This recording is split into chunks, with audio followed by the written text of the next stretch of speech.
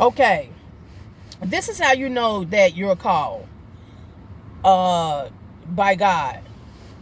And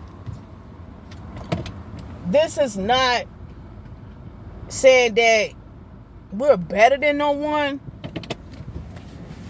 but we are different from people of the world. We are different from people of the world. What I mean is, God got his light shining on his called out ones in a way where it's different from people of the world.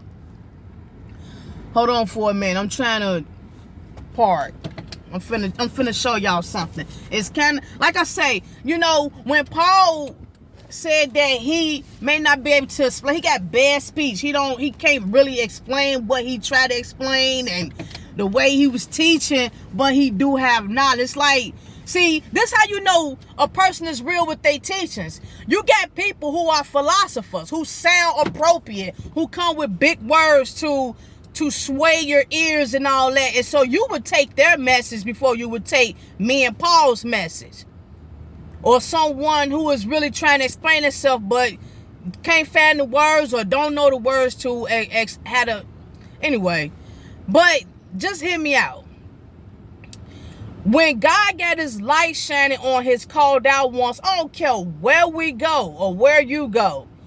The reason why we stand out, I'm finna tell you something. The reason why we stand out and we dim everybody else's light that's of the world who is not called, it's because the light that God put upon his called ones is brilliant, is different, it's not of the world. You can't even explain the type of light and glory that God put upon his chosen ones. It's a glow that you can't even explain. And it's not of this world, it's of the kingdom.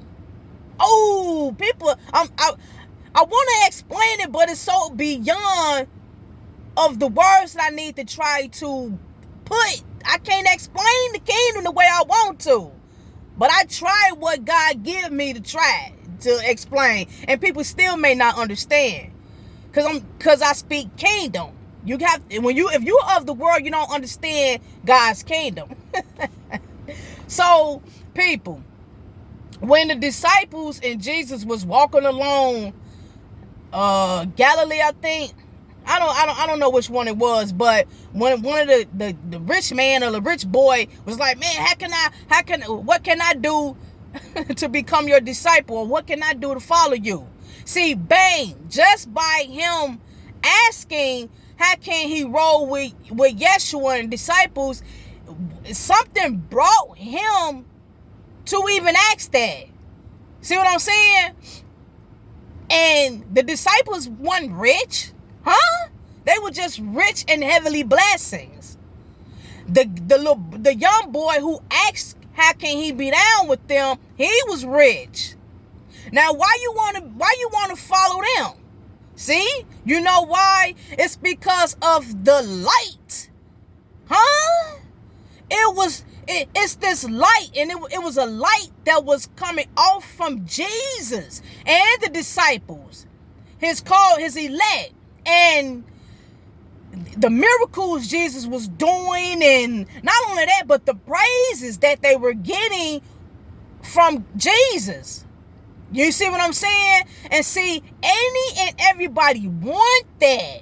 Whether you're rich or poor, everybody wants that. Everybody wants attention. Everybody wants that glow. Everybody wants to be the center of attention. Everybody wants to be praised. Everybody want your light. And they had that, and the rich boy wanted that. That's why he even asked, how can he roll with him in the first place? Because of what was carrying on with him. Huh? But through the depths of it, when Yeshua explained to him the ways of being called and being his follower, he didn't want to do it then. Huh? See, we look brilliant obedient to those who are of the world, those who are not called. It's something about us that makes them wonder. Huh? That makes them wonder. Now, say for instance, okay, I'm at the laundromat. Every time I go to this laundromat, and I'm a woman. Everybody know that. I'm a woman. And me, I'm a very strong woman. I'm a very strong woman. I stay up even when I'm down. I stay up. Don't nobody know my problems unless I pour it out. And that's a real. Don't nobody know my problems unless I pour it out. So you won't even know I'm going through anything. Because I always stay positive, play my little reggae music on my phone, and I stay positive. Now, this how I know, and this is every time I go to the laundromat. When I go to the laundromat, and everybody could be in there talking or whatever, and here I come. Everybody stop talking, and they just look. I kid you not, this is every weekend. Every time I go to the laundromat, they stop, and I don't care who they are, young, old, whatever. And I already know why. I already know because I stand out. I'm part of the kingdom. And so he got this special light that's not of the world beaming off of me. Oh, you better believe it. I'm claiming that. So I know that's what it is. But check this out, people. I always experience this as well with men. It's always men who feel some type of way about me or towards me. Every time I go to this particular laundromat, it's always one or maybe two guys that may look at me and feel intimidated. I noticed that from the spirit. I have discernment. And the guy will let me know that he wants my attention by trying to be stubborn. Excuse me. Or keep brushing back. Keep coming back me. And I'm like, I'm keeping an eye on my surroundings. Or may have a buggy and go down and then look and then come back around just to get me to look at him. Just to get me to look at him. Now, I'm talking about guys. This is I kid you not, people. This is every weekend that some guy getting his feelings emotionally when I'm in their presence or when they're in my presence. I don't know, but I noticed that. See, this is what's going on. Men are used to women in a lowly standard and paying attention to them or being in a passive feminine way or whatever. You know what I'm saying? But when I come around, it's if I'm taking control of the atmosphere. You see what I'm saying? That's what I think is going on. I think that guys, when I'm in their presence or when I'm around them or when they're around me or whatever, we're in the same area, I think they get intimidated because my presence is a threat to them. It's as if I'm taking over or taking control of the atmosphere. I'm not doing that. But it's the Spirit of the Lord. See, when God chooses his, we are like pillars on a building. You have to understand. We are like strong pillar on a building. We are stronghold. We are upright. Men or women who are called by God are special, strong beings. We are like pillars on a mansion, on a building. You know them pillars that Samson broke apart? He put both his hands and broke them down with the strength from the Lord. Those type of pillars. Those pillars that he spoke of in Revelation that's going to be representing us in the kingdom. You have to understand something. Man or woman who are called by God, your presence is like a, who is she? Who they think they are? Who she thinks she? And you ain't done nothing but just your norm. See? God is powerful, bro. I'm telling you, the Spirit of the Lord is real. It's power. Power. And what gives me strength when I'm around these dodo men, I ignore them even more. See, I'm cool peoples. But when you come off because of your insecurities in a aggressive way and harsh, and you don't know nothing about me, or others, you may do it too, you would never get your blessings. People miss out on their blessings when they assume that they should be opposing towards people aggressive because of their insecurities. That's why these people are miserable today. That's why they're not happy. Just be yourself. Go to the laundromat, go shopping, go to work, and be at peace. Even when I work, I'm not going to call what job, but it's really both of them. I'm not lying, and I'm not bragging. I'm trying to give y'all an example of who may be going through the same thing. I could be at work doing my thing, making sandwiches, and it's like 2 or 3 people just literally staring. And the stare that they give off is not like they just, watching and waiting on me to give the food. It's not that type of stare. The stares that people give off towards me is, I wish I was her. Wow, I'm mesmerized with the way she is making the sandwiches. I wish I can do that. I don't know what it is about her, but I wish I was her. I wish I could be her. And I'm telling you, this for anyone who is called by God. The stare that people may give off, it's not because they just looking at you. Even if you ask them, I ain't looking at. No, they're within themselves mesmerized and wish that they can be what God gave you and what God blessed you to be. I'm telling you. People want to be us. But when they find out the things that we're going to have to go through, they turn around and say, that's all right. Well, keep it moving then. You can't touch this. Keep it moving. That's why they say you got to be careful what you ask for. You got to be careful what you ask for. Let me tell you something. For all the called out ones and for those who are not called. Let me tell you something. It is not being easy. It is not easy being called. It is not, I said it's not being easy. It is not easy being called. Like straight up. It's not easy being called. Don't get me wrong.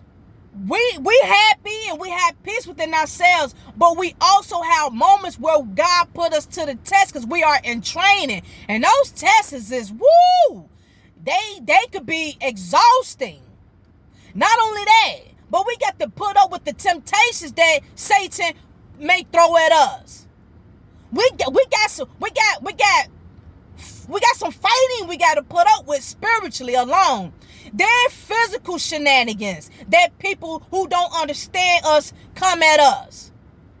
You could be minding your business, doing your thing, and somebody always got to try to provoke you because they're curious about how you may react to them. Am I strong enough to get a reaction out this person? Because this person being is real strong. Let me see if I could defeat that by trying to provoke this person to being angry. This person seems to be so at peace and within themselves. I got to interrupt that because now I feel belittled in there while I'm in their presence. Oh, the men feel belittled when they're in my presence. So what they do, they try to, it's like, you don't have to do that. If you're a man, you're a man. If you're a woman, you're a woman. You don't have to be extra to prove yourself. When you do that, you let me know, you let the other called out ones know you're not a man. People, don't fall for the shenanigans that Satan throw out there. Satan plays on our emotions. I'm saying this because this is every weekend, and I know I'm not the only one that could be going through this. It's funny right now. Because like I said, I already know what's going on. And it's like, bro, it's like you really need to look at a mirror. You need to look at yourself and see how stupid you're acting. You're acting stupid. And then you got other idiots, young bucks that come in. This is every weekend or every other weekend on this tip. You got other people that may come in and check out the perimeter of the place and see the called out one, and so they like, oh man, I gotta overshine that light. And so what they do is get on their phone and start talking smack to whoever they on the phone with. Mother up to this and mother up to that and mother, it's like, come on. You ever been around that? You be at the laundromat and somebody always loud talking smack on the phone with somebody else, loud for everybody else to hear. They do that. First of all, why would you want somebody to know how you feel about whoever you talking to on the other end at a laundromat? Why are you cussing somebody out real loud go outside.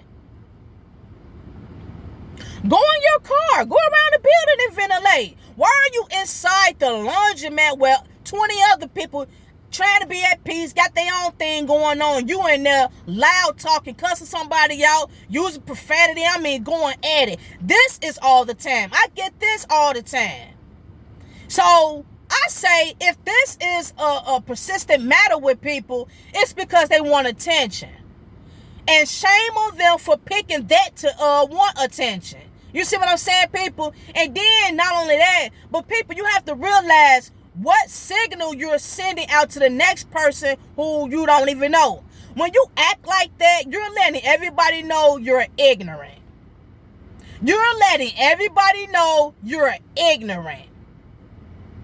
And you push everybody, oh, I ain't dealing with that person. I don't want to have no dealing with that person. Oh, wait, no, I'm good. Let me step out then. You see what I'm saying? When you act like that, you are letting others know that you are a lowlife, that you're ignorant, and you don't care about everybody else in the perimeter. You don't have no respect for everybody else. It's all about you right about now. And like I said, when people do that, they want attention. They want attention. Unfortunately, some people give in to it. They laugh. They ask questions. Don't give in to dodos, people. That's what feeds them to continue on doing what they do. They like, oh, I just performed. I just grew an audience. Oh, I'm going to keep this entertainment up then. You see what I'm saying? But if everybody ignore them, just like what happened today, everybody was ignoring. And I was like, oh, thank you. Everybody ignoring, and guess what? Showing up, like within 15 minutes after the moping and groping, he was quiet. He was quiet, like within the next 15 minutes before I left. He was quiet, and he was going back and forth getting his stuff, and he was like at a downstairs, like whatever. He realized wasn't nobody being entertained with his performance. People, when you want attention, just go to an art gallery. Go to an art school. Go find a hobby. Go find a hobby and sell your products. Put it on the internet. Get a YouTube channel and do something positive for likes, for subscribers. It's ways you could do everything or anything for attention, but keep it positive. If you're being negative, even though that's unfortunately what everybody like to see nowadays, if you're negative, well, hey, I don't promote negative entertainment, but if that's what you want to do, then go do it. Do it on YouTube. Go to Instagram. Go get you a podcast. Go get Spotify. You don't have to be out of nowhere to prove how ignorant you are around other people, like around strangers. People got their kids in the laundromat. People got their kids in the stores, and you come around. It's like, come on. And then you got this dude over here got his chest poked out, excuse me, and all this, walking back and forth trying to get my attention. It's like, come on, y'all. So, people, when God got his light shining on you, it's a light beaming off of us that we cannot explain. And those who see it, those who are around it, who is of the world, who don't have that light, it's a mystery to them on how you even got it. It's a mystery on how you even got the light and why they don't have it. People do anything to get this type of light, but it's impossible to get it if God do not give it to you. Shalom.